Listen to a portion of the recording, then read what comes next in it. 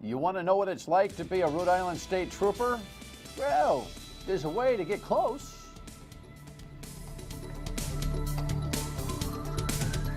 Good evening. Welcome to My State of Mind. I am Dan Yorke. We are closing in on the end of the last full week before Christmas. Are you excited? I am. I'm feeling it. Snow's on the ground. Then again, we're going to get 60 this weekend or something. I just got a text message from a buddy asking if I want to play golf on Sunday. Well, it might be melted. Maybe I'll take the clubs out of the bag, out of the garage. I don't know. Yeah, you know, there's a way for citizens to actually get a little closer to the Rhode Island State Police Force than perhaps you may have known. And my guest this evening, an old friend, Dante Bellini, principal in the RDW group, on his own took upon this project, and he'll tell us all about it, and maybe there'll be a way that you can get involved as well. So, kind of cool. In the meantime, we need to check on things that are going on in the world. As we do each and every night, we go to the rundown, and then I go to this camera. You know, I got an email message or a voicemail message from a guy the other day who tells me that he can't wait to see me turn. They kind of, anyway, drive rocks crazy. You know what I mean? Of course you don't, because I haven't explained it yet. But when it comes to women in politics, is it that hard, really? This came in just before our broadcast record time, and I went, oh, this isn't good. This isn't good. I'll explain, of course, because that's what I do when I go back to that camera. I explain all this stuff here. That's ridiculous. This is my suggestion, and that is a travesty. To the rundown we go. Roxy's on her game. Now, too hard, or you make it too hard. You know, I was on the radio today, weekdays noon to 3 on WPRO, and I took a lot of phone calls from people about the Gina Raimondo gubernatorial announcement. And by the way, it's not a commercial, it's an announcement. And kudos to her for bypassing the traditional media. I'm part of the traditional media, I guess, on radio and now television, again, in my semi-illustrious career. And it doesn't bother me that she used social media and the internet to get her message and control her message and all that kind of stuff. It's fine. It's good stuff. It doesn't even bother me as much that she's part of the, you know, I ain't talking to talk radio thing. Whatever. We'll deal with that here when the time comes. What bothers me is the message. And I have been asking women, because last night I told you my theory was that these high-priced and allegedly, you know, really successful consultants that she's hired with all her money, political money, may have figured out that there's a female audience out there not paying attention to the news much, not really politically active, that'd be touched by this kind of gobbledygook. There's going to be plenty of time to talk about the campaign in a few short weeks. Until then, in our house, we're anxiously awaiting Santa Claus and looking forward to the new year. There is so much in store for all of us, and I can't wait to get started. Take care, Merry Christmas, and God bless all of you. I mean, there are people going like this over this. And you know, who doesn't love Santa Claus? And kids on the front porch. But you know, hey, listen, I just want to say this. I'm like 0 for 8 with women of all walks of life in ways I know them, who I know have seen this or I've showed it to them and gotten their reaction. So I don't know what the focus group was, but I get words like insulted, demeaning, don't talk down to me, insulted, demeaning, don't talk down to me, type of thing. So if this is the tone that Gina Raimondo thinks she needs for this gubernatorial race, I think she's got it all wrong. And while I don't think it's fatal by any stretch this early, even before the Christmas season, if it's what it's going to be, what is she? Is she lost her mind? She is a successful, tough leader. She needs to show she's a successful, tough leader, and hurry up, right past Christmas. No women I know are buying it. Feed back to me at your state of mind. Send me a voicemail and I'll play it. I need proof that someone really liked it. All right. Just saying. Looking for a woman who liked it. Oh boy. Oh boy. Oh boy. On the radio around 2:30, this came across on the WPRO.com website. Chaffey intends to make endorsement in Rhode Island's governor's race. Oh boy. We have a gratuitous photo of the governor.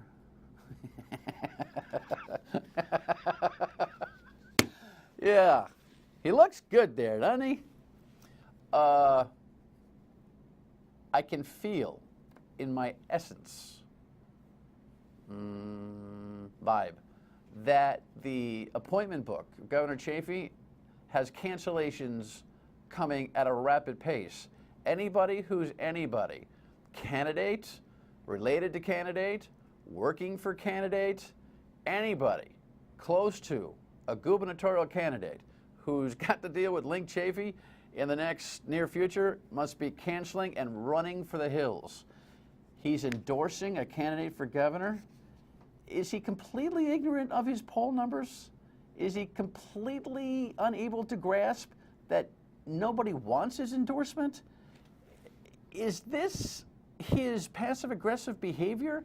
Is he so mad that it's gone so wrong that he's going to nail somebody and take them down with him? Can't wait to see who draws the short straw. Oh my goodness. Let's go to the next item. All this time he was still being paid. Now, this is a Target 12 investigation, and the story itself is so lengthy, and we're required to air it in its entirety, that we just decided that we would pass and point you to the website, because this has been outstanding work on the part of Tim White and Target 12, and it might be one of his top 5 or better investigations. Yeah, it's a little bit of a gotcha, but remember this was the video of the firefighter who was, pumping the weights even though he's got the rotator cuff thing, and he's in great shape. I lift next to guys like this, old pork chop that I am, and I look at him next to me and go, can I get there from here? And the answer is no. I mean, the guy's in that kind of great shape, but he's got the shoulder injury, and he's getting $3,900 a month net, which if you do the math, Jess, can you run that on the calculator? I'm guessing that's about $46,000 and change net, which if you gross it up like most of us have to do, it's about a $60,000+ job that he has still going on, not having to work. Well, the retirement board in Providence went after him and then quit, they say, for the most part. But they've had recurring check-ins with this guy, and according to their new procedures, you have to have an annual discussion with a doctor as to how the old shoulder's still doing, whatever the injury is that you might have. He can't go to the doctor that they want him to see in Waltham, who's this renowned orthopedic guy, reportedly because 2 other doctors say that his anxiety is so high that he can't leave the house. Now look, I'm not a doctor. I didn't stay at a Holiday Inn Express last night, and I'm not here to add more anxiety to the gentleman's wound. But enough's enough. And the board last night said enough's enough. Unless you go to see the doctor, enough's enough. Here's what's surprising. All this time, since the story ran and he was brought up for scrutiny, he's been getting paid, which goes to show you. Target 12 investigations, Dan Yorke rants on TV or radio, front page stories in the headlines. Once you get by the news cycle, the shenanigans oftentimes just continue. Around here, anyway. Next headline. Kick the investigation up. Can I just remind you real quick of a broadcast we had last night? We were talking about the Cranston parking ticket scam here, where the 2 city councilors, Steve Stikos and Paul Archetto, were the 2 of the people who voted no on a police contract, and they explained what happened the next day after the vote. I walked out of my front door and there were cars on the street that had tickets, and that as councilman we often get calls from people who complain about chronic overnight parking, and it's difficult for us to get the police to act on those complaints. It often takes multiple calls. So that struck me as a little bit interesting, a little bit odd. And I talked to Paul, and lo and behold, there were a lot of tickets. You too. I in woke up his to neighborhood. see a great deal of orange stickers on the major streets in my ward. Visible by just the pedestrian walk through this neighborhood. It's like, what? Oh yeah, they're bright orange. Okay, that was the essence. Later in the conversation, I don't have time to play it right now because this is just a follow-up. But later in the conversation, they really struggled with the idea that maybe the council would order an investigation. I want to repeat to the people of Cranston, get on your phones and tell the mayor and your councilors that you don't want an investigation emanating from anywhere within the city and corporation, anywhere within the city line. Kick that investigation up to the state police so that the people of Cranston, you, get what you deserve. A little bit of a chance to get your faith in the police department back. And finally, real quick, this is, I've been trying to get to this all week. This is a game that happened a few days ago, college basketball game, Florida Gulf Coast and South Florida. Now, there's 0.03 seconds on the clock, and this happens. Let me see that. Here's the pass down the court. He grabs and he turns. He scores. It's good. Is it good? Is the light on? Is the light on? The light on? No, the light was not on. It counts. It counts. What? Why is the referee review? What? It clearly beat the buzzer. Do you know the NCAA has a rule that unless there's 0.04 seconds on the clock, you can't catch and shoot? All you can do is tap the ball? Well, clearly you can catch and shoot because the kid did catch and shoot with 0.03 on the clock. I vote for a rule change. That team was down 2 in double overtime. That basket would have went to triple overtime, but they lost. Dumb. Basketball junkie, whenever I can get it in, you know. Dante Bellini is next to talk about getting close to the Rhode Island State Police.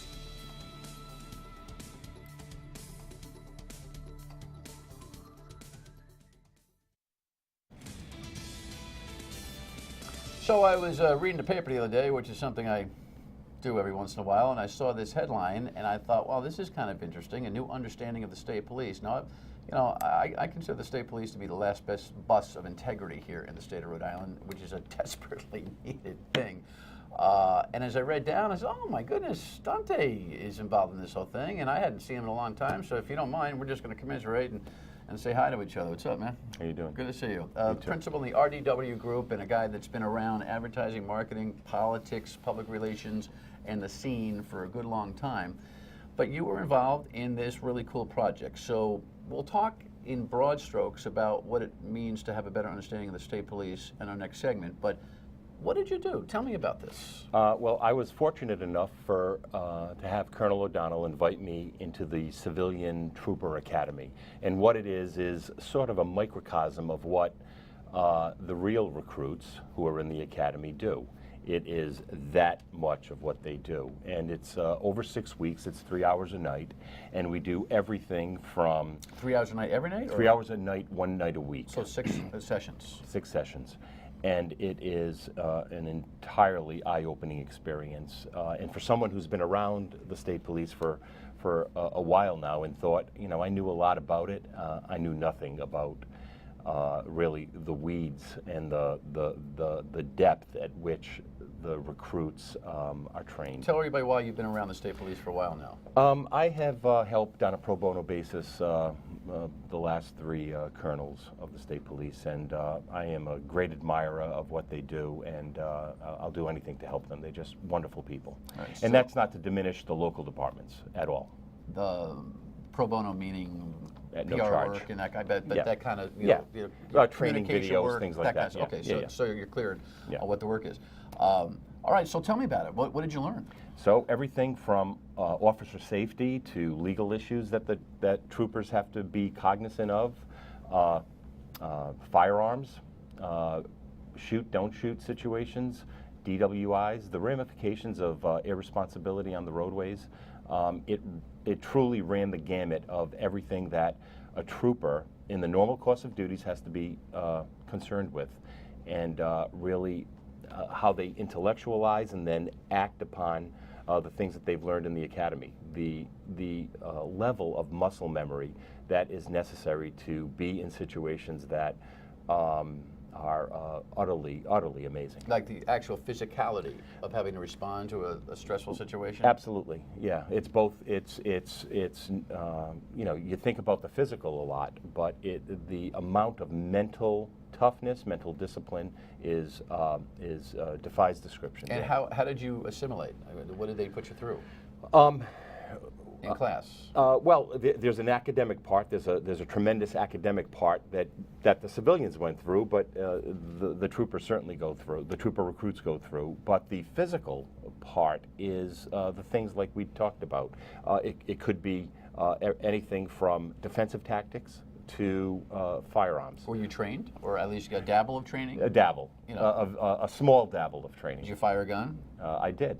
Is that something that you were used to? I'd done it before, but it's daunting. Whenever you do it, it's daunting. So they put you through the ringer on things that they might, encounter on the highway, that kind of situation? Yeah, and you go through this in a progressive manner. So again, you're doing it in a very superficial way compared to the real recruits. But you know, you do the classroom study, and then you do, you know, real life situations that they might incur. And so we call those the field trip. So we went up to the academy in Foster on several nights. And for me personally, car stops is the most unnerving thing that a trooper can do. I think about it all the time. How on a dark night on 95 in South County, that a trooper pulls somebody over, and what you must be thinking about when you have to do that has got to be almost infinite. Yeah, and there is a tremendous emphasis put on officer safety. This year's school was run by Captain Kevin Barry, just a phenomenal trooper. But the officer safety part was done by Derek Borick, who is a sergeant, I believe. And his emphasis is officer safety. And the amount of detail to keep in mind, to always have at the forefront of your thinking in terms of every car stop, because complacency is your biggest danger, is your biggest enemy. I bet you it is. When we come back, we'll ask Dante about why this is important and why the state police even offers this to folks who they invite. Stay with us.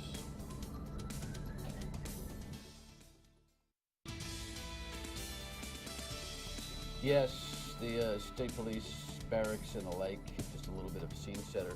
Dante Bellini is my guest from the RDW group. Only have a few short minutes, but he was kind enough to stop in here and talk about this invite that he and other citizens have received from the Rhode Island State Police and the Colonel to take a 6-week course and understand better. I'll talk to the Colonel about this at some early juncture, but I would ask you, why do you think he asked citizens to be involved in this, and what's the overall mission that he has?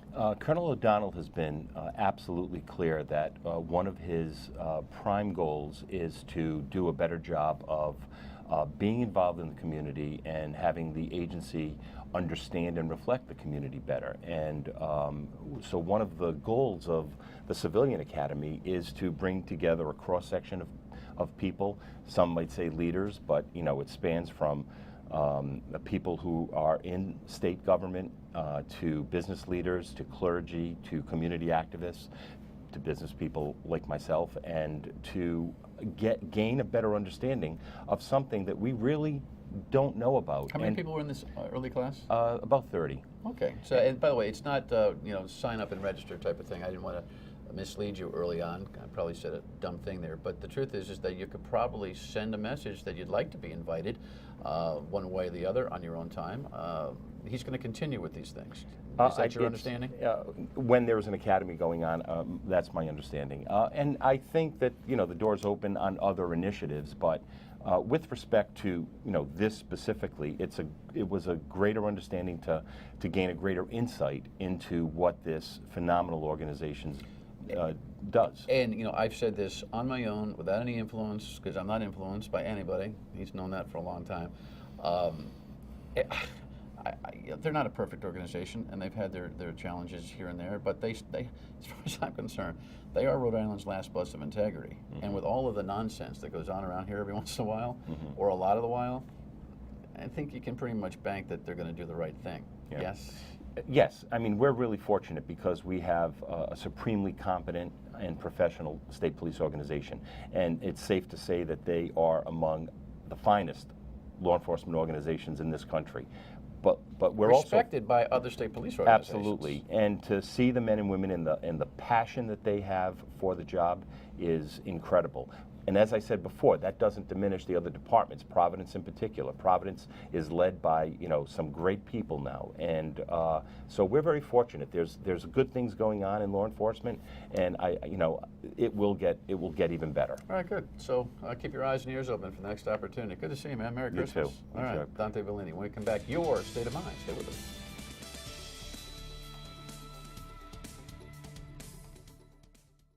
Oh, so important to check in on your state of mind. Whether you really early in the broadcast, I asked you, you know, if you feel like that was a great initial offering by Treasurer Gina Raimondo in her gubernatorial candidacy. Let me know, because I can't find anybody yet, but you never know. Or reaction to what we just heard about, you know, a citizen academy for the state police. 228-1886. Leave me a voicemail. We'll play it. stateofmind@myritv.com is the email. And, of course, you can tweet and Facebook post at Dan Yorke Show. Here's a tweet regarding the Cranston parking ticket caper that I received. This gentleman says, where were the cars that were ticketed parked when they were ticketed? Were they parked in the owner's driveway or parked on the street with a no parking law in effect? You know, when you use capitals, you're yelling. Don't yell at me on Twitter. No, I'm kidding. I don't care. Yell as much as you want. It doesn't matter. When law enforcement offers inconsistent enforcement, it nullifies the issue as to whether the cars were parked legally. Their motive for enforcement is what's at the investigative level here. Keep focused. I'll see you tomorrow night, 7:30, MyRI TV. Bye.